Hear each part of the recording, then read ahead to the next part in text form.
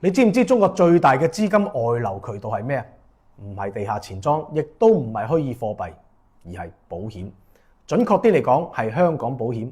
每年有幾百億人民幣通過呢條路流出去。嗱，冇官方統計啊，因為根本統計唔到。錢入去嗰陣係保費，出嚟嗰陣就變咗貸款，再兜一圈就變咗離岸信託，最後落到全世界任何一個你諗都諗唔到嘅角落。咁我呢就有個朋友，佢做保險呢行都有7-8年㗎啦，專門服務身家過億嘅大老闆，一年經手嘅保費咧，少話都有幾個億嘅。有次呢，飲酒就聽佢吹水啊，我先知道呢度入邊嘅水到底有幾深。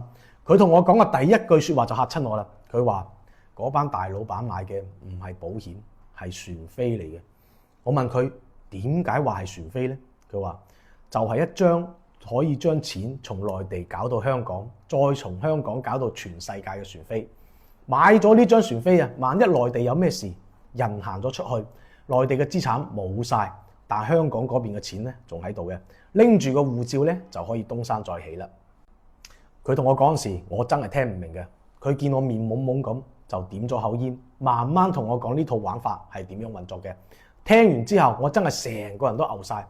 你記住一個數字啊，5萬美金，呢個係內地人每年可以換匯嘅額度，亦都係每人每年刷銀聯卡喺境外消費嘅上限，換成人民幣大約35萬。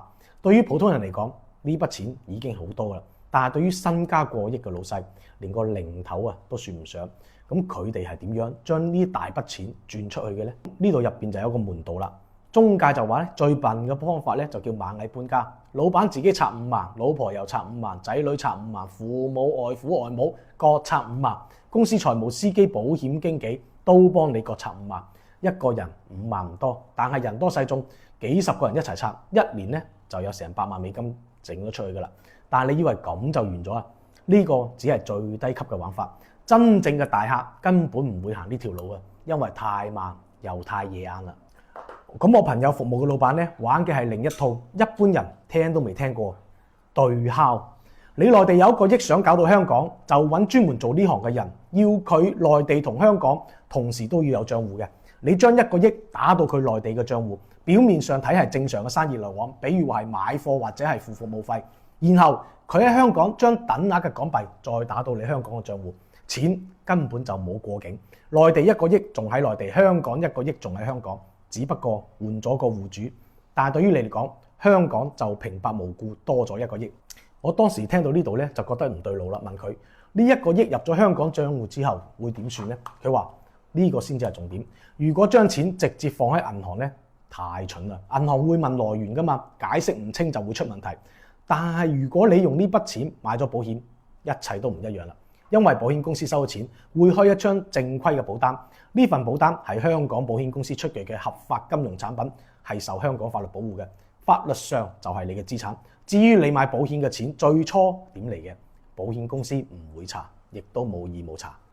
我當時聽到呢度沉默咗好耐。佢話呢個都仲未係最絕嘅。你以為嗰班老細買完保險套咗現金就搞掂啦？佢諗得比我哋要遠得多，玩嘅係一套組合拳。保單咧只係其中一個環節。佢問我知唔知離岸信託？我話我都聽過，但係具體係乜嘢呢？佢話離岸信託咧就喺海外設一個架構，將啲資產裝入去。好處就係法律上呢資產唔再屬於你，而係屬於信託。你內地出咗事，法律要凍結你嘅資產，查一圈發現你名下乜都冇，因為所有有價值嘅嘢都裝晒喺信託入邊。而信託註冊喺開曼群島或者英屬維爾京群島。中國法院根本就管唔到。然後我又問信託入面嘅嘢邊個可以用呢？佢話你係受益人，想用就用，但係法律上佢唔係你嘅財產。呢個就係信託嘅精妙之處。嗰班老闆將香港保單裝晒入個離岸信託度，等於同自己嘅錢着咗層隱身衣。你想查佢有幾多錢係查唔到嘅，想凍結資產亦都凍唔到，想追遺產稅都唔存在。咁我話咁擺明喺度收埋啲錢啦，冇人管嘅咩？佢話管咩啊？每一步都係合法嘅。去香港買保險合法嗎？合法。去做保單貸款合唔合法呢？合法。咁搞離岸信託合唔合法？都合法。我哋做嘅每一件事都係喺法律框架入面嘅，只不過普通人唔知，亦都用唔起。後來我又問佢啦，咁嗰班老細點解要咁麻煩將啲錢放喺內地唔得咩？佢望咗我一眼，好似望緊一個好天真嘅細路咁。你唔知呢幾年啲老細俾人查咩？稅務追繳可以倒追20年，你每日賺嘅1分錢，20年後都有可能被翻出嚟問你要翻稅。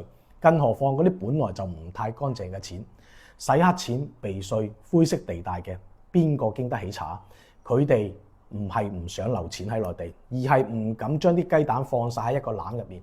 萬一政策變咗，俾人舉報得罪咗唔應該得罪嘅人，內地呢邊話冇就冇嘅。但只要喺香港保單或者係海外信託仲喺度，就仲有翻身嘅本錢。佢仲講咗句説話，我到而家仲記得。你以為移民嘅老闆真係中意外國啊？佢哋只係想要一本護照加一筆境外資產啫。護照咧用嚟走佬，資產用嚟保命。當呢兩樣嘢都配齊咗，喺內地就可以放開手腳去做啦。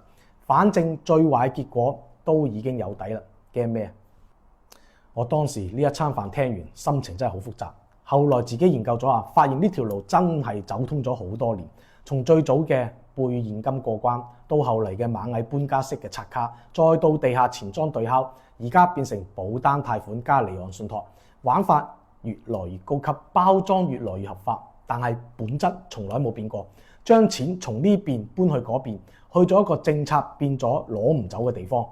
而且呢啲資產面上面嘅每一個人都活得好滋潤，保險公司賺保費，銀行賺貸款利息，中介賺佣金，錢莊賺手續費，律師賺架構設計費，會計做帳費，每個人都係合法合規咁賺錢。至於老闆嘅錢最初點嚟，冇人問，亦都冇人想問。最諷刺係咩？呢套操作咧喺業內根本就唔係秘密。而家打開小紅書搜香港保險，一堆中介手把手教你保費融資、保單貸款、離岸信託，講得明明白白。評論區曬滿晒私信求聯繫方式咁樣。去到香港中環海外城轉一圈，到處都係打住西裝打呔嘅啲保險經紀，等住接待從內地過去嘅老闆。呢個就係現實。普通人將錢放喺銀行，一年賺個1-2個點嘅利息，仲要擔心通脹嘅。有錢人就玩呢啲金融遊戲，錢出咗去，稅又避咗啦，仲可以借翻嚟再用增值，仲可以傳俾下一代，唔使交遺產稅。同一件事喺唔同人嘅手上就完全係唔同一樣嘅人生。你問呢個係咪合法呢？每一步都合法。你問呢個公唔公平呢？就要睇下你企喺咩位置啦。咁最後我又問翻呢個中介朋友，咁普通人可唔可以咁樣操作呢？佢又係笑咗笑，搖搖頭。你知唔知個門檻有幾高啊？香港大額保單起碼10萬美金保費，想做保單貸款至少要50萬美金起，享受離岸信託至少要幾百萬美金，仲要加律師費、會計費、每年嘅管理費。呢套玩法唔係為普通人設計嘅，搞嚟搞去手續費都可以食窮你啊！佢最後同我講咗一句説話，我到而家都唔會忘記。你以為有錢人同普通人用嘅係同一套金融系統咩？唔係啊，有啲人用緊嘅係另一套系統。嗰套系統入面個入口你係睇都睇唔到嘅。你喺銀行 APP 見到嘅存款利率、理財產品，只係俾我哋普通人準備嘅玩具嚟嘅。真正嘅財富遊戲係你睇都睇唔到嘅地方度玩緊。我今日講呢啲呢，唔係教你點樣去做呢樣嘢，因為講咗你都用唔上啊，門檻太高啦。我只係想話你知，當你為房貸焦慮、為小朋友學費發愁、為養老擔心嗰陣，有班人一早已經將啲錢搬咗去地球另一邊啦。你呢一世都唔會去嘅地方，佢哋唔使擔心點樣賺錢嘅，淨係擔心點樣將啲錢收埋好、守好、傳落去就得啦。呢個世界有2套規則，一套寫喺紙面俾所有人睇，一套藏喺金融工具入面，淨係俾有錢人用。你我都活喺第一套規則入邊掙扎，佢哋喺第二套規則入邊活得風生水起。呢個就係真相。唔理你中意唔中意，佢就喺嗰度。關注老范，等我為你揭秘更多金融真相。貸款揾老范，包你唔使煩。